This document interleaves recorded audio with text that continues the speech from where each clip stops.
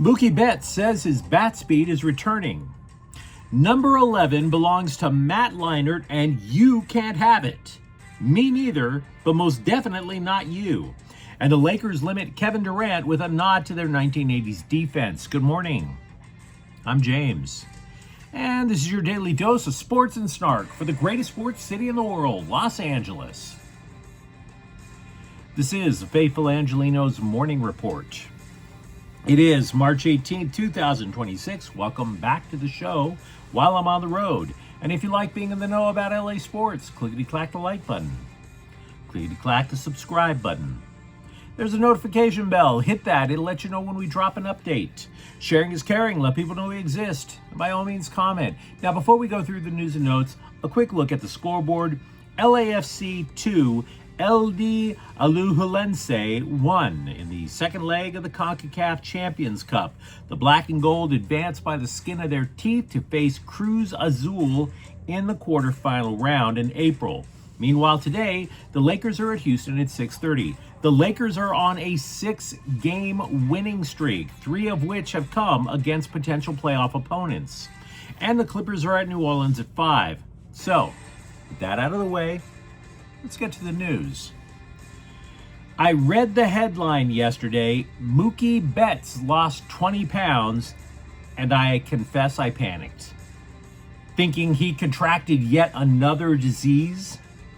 People always talk about diet and exercise as the key to weight loss. Everybody forgets how many pounds you drop with disease.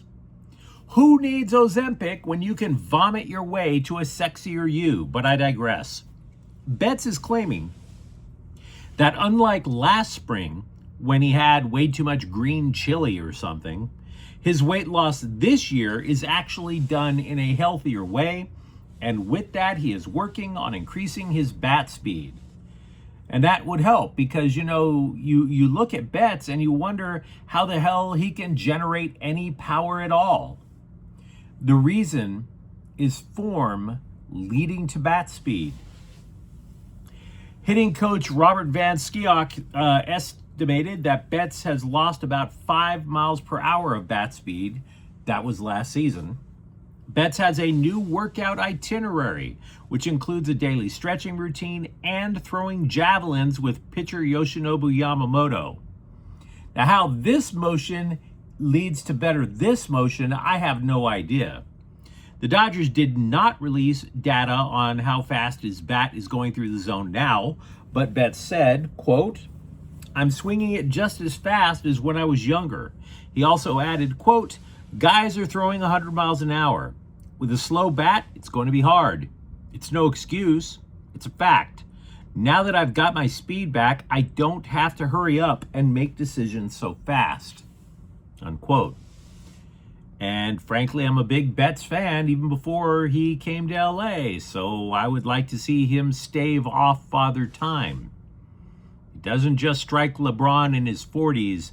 Bat speed starts to drop when you hit your 30s.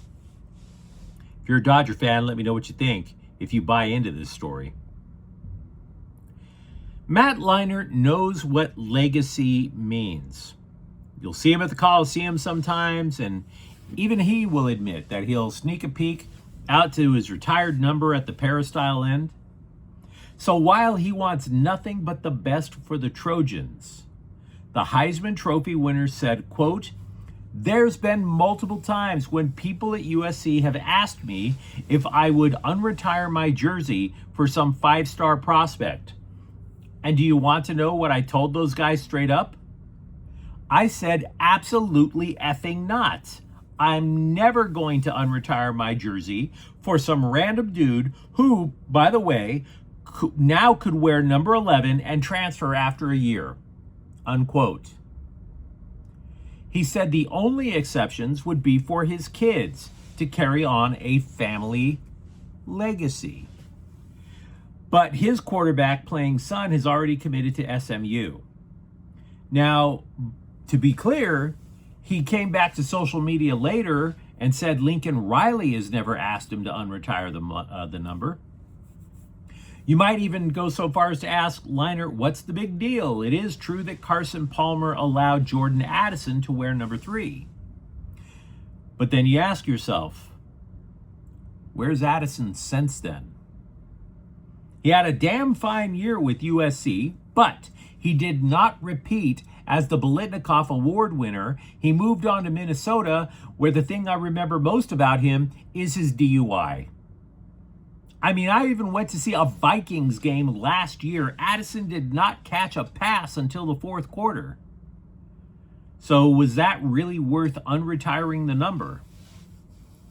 Leinart even went so far as to say a bribe from a new player with a fat NIL check would not sway his opinion.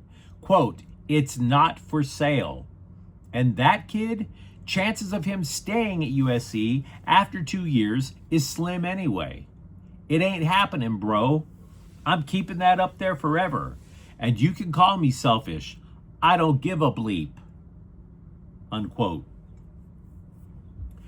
Speaking of NIL and players leaving, the annual exodus that you see from the Trojans around bowl season seems to, as the kids say, hit different. The last 2 years, USC has lost more than 20 players to the portal. And yet, the Trojans returned the most starters this year of any team in major college football. They returned 15 starters. 9 of them on offense, including the entire offensive line. So what does that suggest? Well, one thing it tells me is that the players who are leaving USC to enter into the transfer portal simply don't impact the program that much. That the panic over the roster churn might be a little overblown. Might be. Now, you might be saying, well, wait a second, if USC has this amazing freshman class, where could these newbies make an impact with all these returning starters? Well, the most obvious place is defensive backfield, where only Christian Pierce and Marcellus Williams started last year. What I can tell you is that after 3 weeks of spring ball, multiple people have been taking note of freshman, or I should say redshirt freshman, R.J. Sermons from Rancho Cucamonga, also known as the Bel Air of the Inland Empire. The cornerback, who by the way was also a CIF track champ, enrolled early and took part in everything with the team short of playing games so that he could be immersed in the playbook and team culture.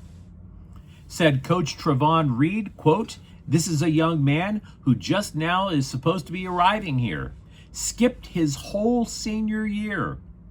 For him to do that and take that risk, hats off to him, because a lot of people can't do what he did.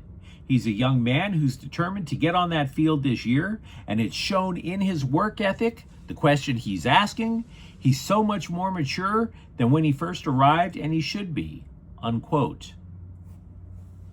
A lot of USC stuff to discuss. Feel free to let me know what you think. And by the way, I mentioned how USC has 15 returning starters. If you are a UCLA fan, you're actually probably relieved to know that they only are returning 6.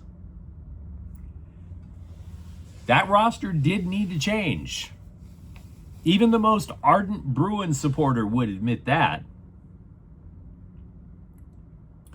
For much of the NBA season, all of the NBA season, I've been arguing that the Lakers' best shot to win basketball games is simply to overwhelm the opponents with offense.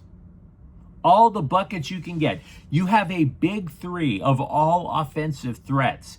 Luka Doncic never played defense. LeBron James can't go at both ends like he used to, no matter how much Metamucil he shotguns. And Austin Reeves, let's be real about this, everybody loves how hard Austin Reeves has worked, but he has been described as a traffic cone, particularly in isolation plays. So is it possible that the Lakers pulled a page from Pat Riley's defensive ideas when they defeated Houston earlier this week?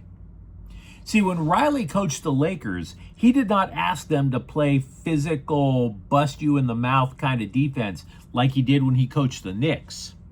Instead, what Riley did was use foot speed and moxie from players like Michael Cooper for quick double teams and traps.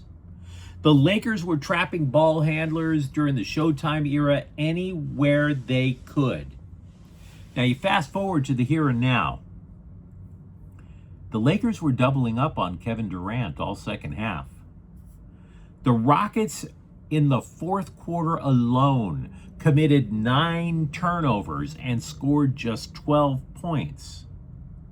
Now, to be clear, one half of terrific defense is way too small of a sample size. I'm not trying to say I know for a fact that this is going to lead to a grand change.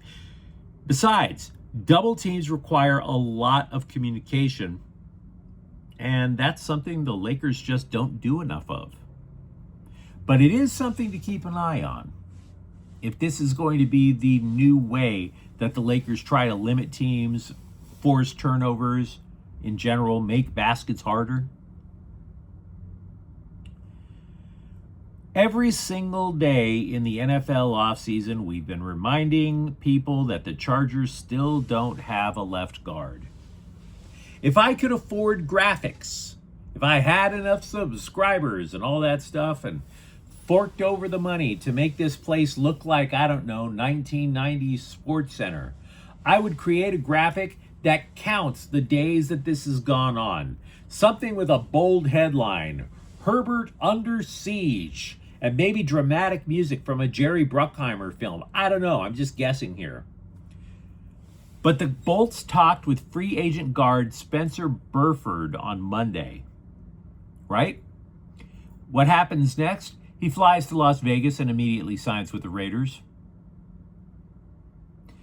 So with all of that money to spend lavishly and protect your franchise quarterback at all costs, what do the Chargers do with the money? Well, first they went to Target. Then they found out Big Lots was closed down. And I'm assuming that the next stop is the Compton Swap Meet. Angel City FC gets a modicum of credit for starting off the NWSL season by thrashing Chicago 4-0. It's marginal because they've been stinking up the joint for 4 years. Oh, so marginal. All the margins. But there may be a problem on the horizon. The anterior cruciate ligament in midfielder Heine Sugita's left knee went kaboom, and she is now out for the year. Now, how big of an ish is it? It's actually hard to say. She didn't even play in said 4-0 thrashing.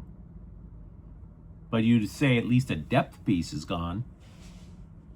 But you let me know what you think in the comments thread. Talk to me, for example, if you buy in to Mookie Betts being the hitter that he was before 2025. For that matter, the updates on USC football from Matt Leinart to all the returning starters. Let me know what you think. And if you enjoyed this update, don't forget to subscribe to Faithful Angelenos. We are talking LA sports every single day. Thank you for watching. I'm James, and we'll be back tomorrow. Faithful Angelenos is a Key on Cortel Queso production. Take care.